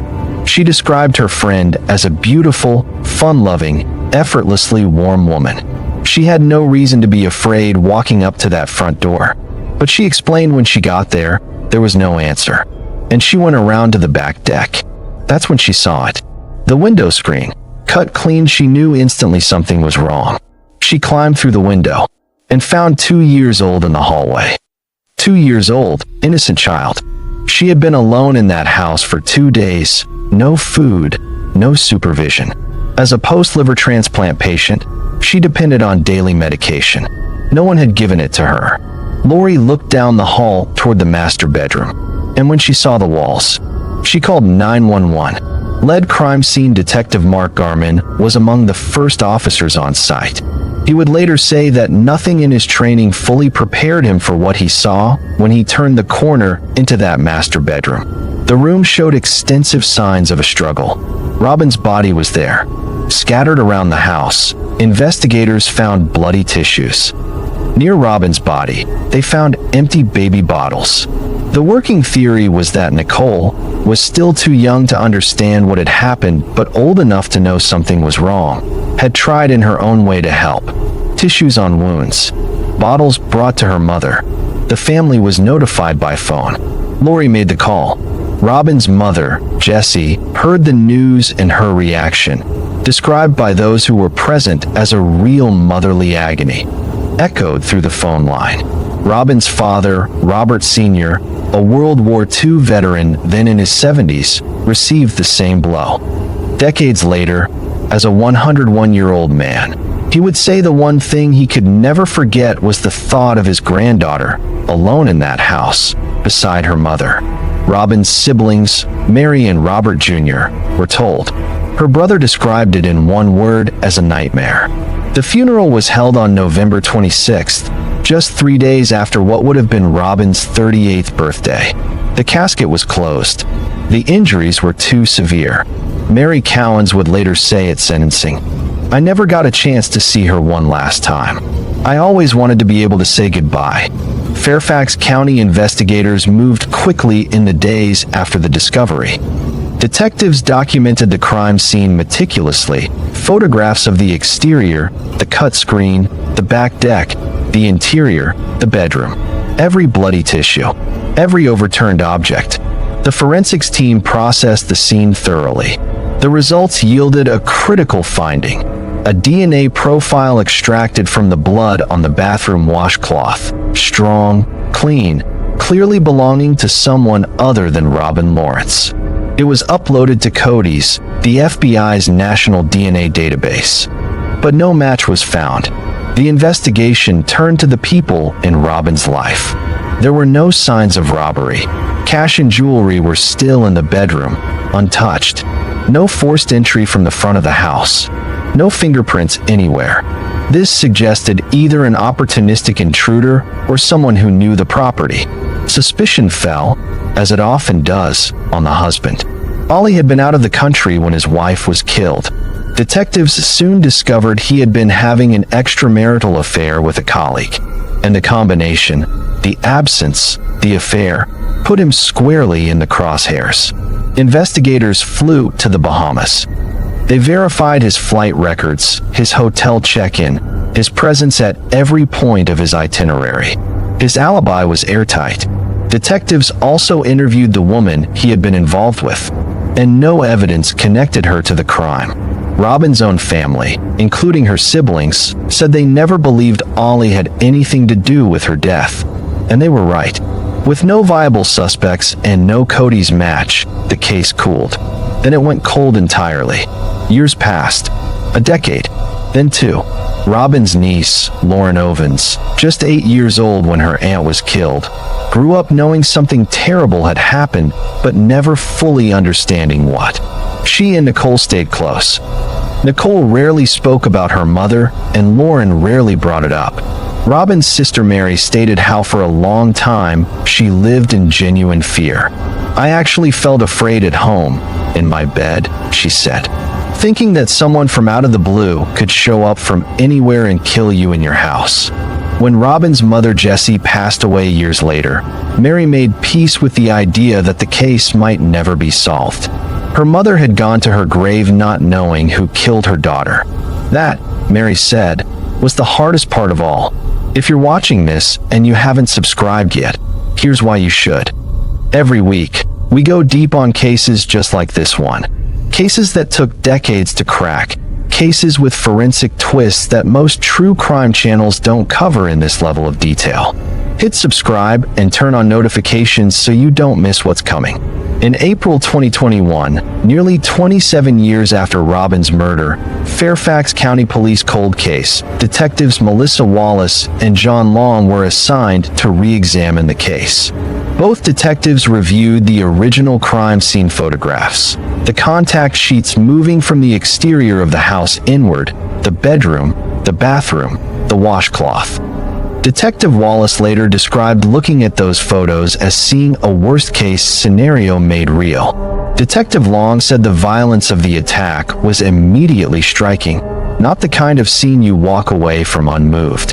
But what they had to work with was what the original investigators had left them, a clean, strong DNA profile with no name attached to it. In 2019, before Wallace and Long were formally assigned, cold case detectives had already resubmitted the DNA to Parabon Nanolabs, a company in Northern Virginia that specializes in DNA phenotyping and genetic genealogy analysis. The technology had evolved dramatically since 1994. What wasn't possible in the 90s was now not just possible, it was producing results in cold cases across the country. Parabon Nanolabs began by uploading the suspect's DNA profile to two databases, GEDmatch and Family Tree DNA. The goal was to find people who shared DNA with the unknown suspect. Not exact matches, but partial matches from distant relatives who had submitted their own DNA for ancestry testing. Ellen Graydick, director of bioinformatics at Parabon, described the challenge plainly. The matches they got back were distant. Fourth cousins, fifth cousins, sixth cousins. That meant the shared ancestor between these people and the unknown suspect was potentially generations back, and that ancestor could have had hundreds or thousands of living descendants. Parabon assessed the case and delivered a sobering verdict. The solvability rate, they said, was effectively zero. Too many branches, too many descendants, Too much time needed to trace every line of the family tree. They weren't wrong to say it, but they also weren't the last word. Soon enough, a woman named Liz, an amateur genealogist who volunteered her time with the police department, asked to take the case. She didn't want payment. She asked only for the data Parabon had gathered and the time to work through it on her own. Investigators handed her a list of approximately 1,500 distant cousins who shared DNA with the unknown suspect. The closest matches were 4th to 6th degree relatives. She was starting with a haystack the size of a country. Liz knew it was a long shot. She took it anyway. Working in her spare time over the course of years, Liz began building family trees from the distant relatives on that list. The suspect's DNA suggested roughly half Eastern European ancestry, approximately 25% Irish, and the remaining quarter a mix of English, Italian, and Scandinavian. That narrowed the geographic range of the family origins somewhat, but the branches were still vast. What Liz was looking for was an intersection, a point where two separate family trees, built from two unrelated cousins on the list, converged. If she could find the couple those two cousins both descended from, the suspect would be a descendant of that same couple, and that took 3.5 years. In the process, Liz traced some of the suspect's ancestors to Canada, where several family lines had settled. Eventually, she isolated two cousins on the list who were not related to each other, two people who had taken ancestry DNA tests independently with no known connection between them. And with that, she built reliable trees for both. Then she found where those trees met.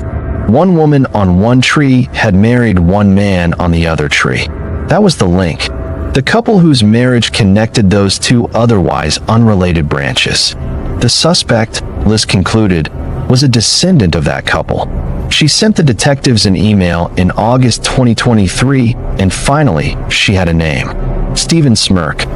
On paper, Stephen Smirk was unremarkable and had no criminal record, and even the investigators found no connection between him and Robin. He was a computer programmer living in Niskayuna, a town in upstate New York. Married to a defense attorney, has 2 kids in high school, a nice house in the suburbs. Not so much as a speeding ticket on his record. He knew the neighborhood. His friends lived next door to Robin Lawrence. He had been there before. He knew the layout of the street. He knew which houses backed up to the deck. Detective John Long later stated his first reaction to the name was skepticism. There's no way. This is our guy. But when investigators pulled his yearbook photo from age 16 and compared it to the DNA phenotyping composite Parabon had generated, a facial model built from predictions about the suspect's skin tone, jaw structure, eye color, and hair, the resemblance was notable, though it wasn't definitive, but worth pursuing. Photos of Smirk from 1988 and 1998 were also found and compared to the digital composite image created by Parabon Nanolabs, and the comparisons held up. Finally, karma was catching up with Smirk, and soon enough the killer of the innocent Robin would be brought to limelight. Smirk was 51 years old. He had been 22 at the time of the murder, an active-duty Army soldier stationed at Fort Myer in Arlington. He had since transitioned to civilian life, built a career in software engineering, and by all outward appearances had left whatever he had been in 1994 completely behind him. Detectives decided to go to New York and get a hold of him. However, the detectives decided to reach out to him while he was taking out his trash. They spoke with him, and he agreed willingly and without question to let them collect a DNA swab. He signed the consent form and let them take the sample. The entire visit lasted 5 minutes. There were no questions from him, no curiosity, no surprise, no "what is this about?" or "who was killed?" Detectives found his composure unusual and suspicious, and somehow they knew deep down they were drawing to the end of the case. They packaged the swab, checked into their hotel, and prepared to head home to Fairfax County. Suddenly, Detective Wallace's phone rang. It was Stephen Smirk. He said he was at the police department. He said he wanted to turn himself in. Wallace asked, "Turn yourself in for what?" He said, "For the murder." What followed was one of the most shocking interrogations in Fairfax County cold case history. Smirk had shown up at the Niskayuna Police Department on his own, unannounced. The building was locked. It was a smaller station. Wallace talked him through calling 911 from outside, and soon local officers took him into custody, giving Wallace a long time to drive straight to the station. When they sat down with him, detectives say they had one primary concern: making sure this wasn't a false confession. They needed him to provide details they had not shared with him, information that could only come from someone who had been in that house on November 18, 1994. And what happened next is documented in Smirk's own confession, recorded on video 30 years later. He told detectives she's startled when he entered the room. She got out of bed. He stated how she went on her knees, begging for her life. Robin wanted to live. She had many reasons to live. She didn't deserve to die that way. And with no iota of emotion, he stabbed her 49 times. Smirk told them he had been drinking beer that night and had taken ephedrine. He told them he drove from Fort Myer to West Springfield because he had friends in the neighborhood. They stayed next door to the Lawrences. He said he entered through the back deck window. He described wearing a ski mask and leather gloves. He walked down the hall to the master bedroom. He told them he noticed a baby in one of the rooms. He told them Robin woke up when he entered. She got out of bed, went on her knees. She begged him to stop. Then he told them something that cut through the room. I knew that I was going to kill somebody. I did not know who I was going to kill. Time 6:13 p.m. and we're at the Niskayuna Police Department. You understand, right? You're in custody, right? But So you're not free to go at this point. I don't have any intention of seeing the free world in a while, if at all. Do you remember anything about the She person's was death? African American. Okay. I was actually at the barracks, been drinking for a while that day. I think it was like a Friday, and something inside me said that. It's hard to explain. I knew that I was going to kill somebody.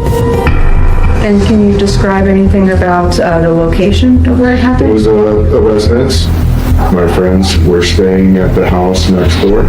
That's how I knew of the area. I never met this person before or seen her or anything.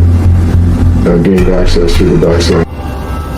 He said it the way someone might describe a decision they made on the way to the grocery store.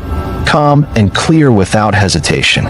He told detectives, "It was like this overbearing thought in my brain that I just had to kill somebody." He said one of the reasons he enlisted in the army was because he wanted to kill. He wanted to learn how to do it.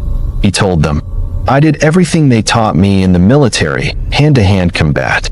Then Detective Wallace asked the question she had been building towards since she opened the case file. She asked Smirk whether he had been injured that night. He said Robin had scratched his face. He mentioned a small scar.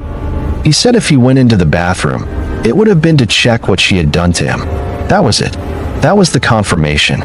His DNA on the washcloth, explained in his own words, without detectives ever telling him the washcloth existed. As the interview wrapped up, Long asked Smirk if he wanted to express any remorse to Robin's family. Smirk's response was, how do I say this? I know you're recording. That was the extent of his remorse. He was evil, a narcissistic man who doesn't deserve to live. If you agree with me, drop your reasons in the comments section. He told detectives, I honestly believe that if it wasn't for my wife and my kids, I probably would be a serial killer. I am a serial killer who's only killed once. This revelation not only shocked the investigators, but also the whole community. Because how could someone be this evil? Detective Wallace said afterward that he didn't confess because he was sorry. He confessed because he wanted to control the moment. He wanted to walk in on his own terms. He wanted to be the one who decided how this ended. It was arrogance, dressed up as surrender. A week after the confession, forensic testing on the DNA sample Smirk had voluntarily provided returned a confirmed match to the blood on the bathroom washcloth. The statistical probability that the DNA did not belong to Smirk was 1 in over 7 million. For Detectives Wallace and Long, it was the accomplishment of a case that had taken nearly 3 decades to assemble, and for some odd reason it came with a feeling of satisfaction. For volunteer genealogist Liz, who had spent 3.5 years building family trees in her spare time, it was the result she had believed was possible when nobody else thought it was worth trying. The crime had been committed 41 days before Virginia abolished parole in 1995, meaning Smirk would still be eligible for parole consideration, unlike defendants convicted of crimes committed after January 1st, 1995. That single calendar quirk would become one of the most painful details for Robin's family as the legal process unfolded. And finally, Smirk was extradited to Fairfax County and charged with murder. On April 4th, 2024, a preliminary hearing was held in Fairfax County Circuit Court. Robin's family was in attendance, and several of them was seeing Stephen Smirk in person for the first time. Lauren Ovens, Robin's niece, who had been 8 years old when her aunt was killed, described her reaction to seeing him as he was physically large. He required 2 bailiffs. Her first thought was that her aunt, at 37, had never stood a chance. Prosecutors played video of Smirk's full confession at the hearing. The family sat and listened as the man who had destroyed their lives and cut short the life of an innocent woman described what he had done in Robin's bedroom, flatly, without remorse, occasionally pausing to note that he knew he was being recorded. The case was referred to a grand jury. On April 15th, 2024, Stephen Smirk was indicted. On October 4th, 2024, Smirk pleaded guilty to first-degree murder. Robin's family had wanted a trial. They wanted the details exposed in open court, on the public record, in front of a jury. Fairfax County Commonwealth's attorney Steve Descano acknowledged the weight of that desire, but explained the decision to accept a plea. Witnesses had passed away. Others' memories had faded over 30 years. A guaranteed conviction with a guaranteed maximum sentence was the more reliable path to accountability. Smirk was finally sentenced to 70 years in imprisonment, with a floor of 36. Do you think this judgment was suitable for him, or more should have been done? On March 7th, 2025, Stephen Smirk appeared in Fairfax County Circuit Court for sentencing. His attorney, Dawn Butoric, presented a mitigation case. She told the court that in the early 1990s, Smirk was a troubled young man dealing with alcohol and substance abuse. She said he joined the military hoping it would stabilize him. She noted that Smirk had later been diagnosed with bipolar II disorder, a condition that had gone undiagnosed at the time of the murder. She argued that the combination of undiagnosed mental illness, alcohol, and ephedrine, a substance the FDA would eventually restrict in 2004 due to dangerous psychiatric side effects when abused, contributed to his mental state that night. She said that in the 30 years since the murder, Smirk had sought treatment, achieved sobriety, and built a family. She argued that his confession and guilty plea reflected genuine remorse. Prosecutors pushed back, stating how Smirk had planned this. He left the base that night dressed to conceal himself, ski mask, leather gloves. He drove to a neighborhood he knew. He targeted a home based on accessibility, not accident. Former FBI profiler Mary Ellen O'Toole, who reviewed the case, classified it as a mission-oriented homicide. She noted that the absence of a criminal record doesn't mean the absence of criminal behavior. It means the absence of an arrest. Robin's family addressed the court directly. Her sister Mary Cowan stayed in full agony and despair. She said, "My world shattered. I went through the motions of a normal life, but it was not normal any day after she died. We moved forward, but I was not okay. I don't think I've been okay any day after she died." Her brother Robert Ware Jr. described the impact on the family as devastating beyond measure. The judge stated, "This murder is one of the worst crimes in Fairfax County history. In the court's judgment, Smirk should receive the maximum sentence, 70 years, with the possibility of parole, a clause that hangs over the family like a permanent threat." Both prosecution and defense noted that Smirk, now 53, suffers from diabetes and heart problems. Either a 36-year or 70-year sentence, they acknowledged, would likely mean he dies in prison. There is a detail in this case that hasn't received enough attention. After the sentencing, it came out that Robin's niece, Lauren Ovens, who grew up in the same area of New York where Smirk eventually settled, had played near his house as a child. She didn't know who he was. She didn't know what he had done. She had walked past the home of the man who killed her aunt without ever knowing it. Stefan Smirk lived an ordinary life for 30 years. He attended parent-teacher conferences. He went to work. He probably took his kids to sports games and helped with homework. And every single day, by his own admission, he thought about what he had done to Robin Lawrence. He told detectives it crossed his mind every day. And still, for 30 years, he said nothing. The genetic genealogy work that broke this case open is worth understanding beyond just this story. Volunteer genealogist Liz spent 3.5 years, unpaid, in her spare time, tracing 1,500 distant cousins through ancestry databases, building and collapsing family trees, until she found the one couple whose marriage connected two unrelated branches. That work is what made the arrest possible. Not a database, not a tip. One person doing painstaking research, believing the case was solvable when the experts said it wasn't. This case also matters for what Robin's daughter Nicole represents. She was 2 years old when her mother was killed. She spent 2 days alone in that house before anyone found them. She grew up without a mother. She was present at the press conference when Smirk's arrest was announced. She was present at the sentencing. She held Lauren's hand in that courtroom. No one thought about the trauma she went through all her life. She might not have said anything, but deep down, that scene would haunt her for the rest of her life. She has never spoken publicly in detail about what she remembers, if anything, from that weekend in November 1994. And no one should ask her to. Robin Lawrence was 37 years old. She was a Carnegie Mellon-trained artist. She sculpted the first medal ever given for the Martin Luther King Jr. Nonviolent Peace Prize. She was a ballet dancer. She was a wife. She was a mother. She died fighting. The defensive wounds on her hands told that story. The scratch on Stefan Smirk's face, the scratch that put his DNA in her bathroom, told it too. Robin fought back. And 3 decades later, that act of resistance is what put the man who killed her in prison.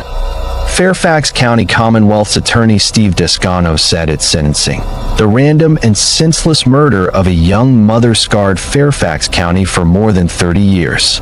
Her father, Robert Ware Sr., is 101 years old, a World War II veteran, the first black common counselor in Syracuse. He outlived his daughter by more than 3 decades. He watched the man who killed her plead guilty in open court. Her sister Mary said it best. It helped to know that a person was found and held responsible, but it doesn't bring her back. She would have been in our lives for the past 30 years, but that was taken from us. It was, and nothing changes that. What changed is that Stefan Smirk will spend the rest of his life in a cell because a woman he had never met scratched his face in the dark and refused to be forgotten." If this case stayed with you, and if you want more deep dive true crime investigations like this one, with full forensic breakdowns and cases that go beyond the headlines, subscribe to the channel right now. Every case we cover, we go all the way in. Hit that subscribe button, drop a comment below telling us what part of this story shocked you the most, and share this video with someone who needs to know Robin's name. Robin Lawrence. Remember her.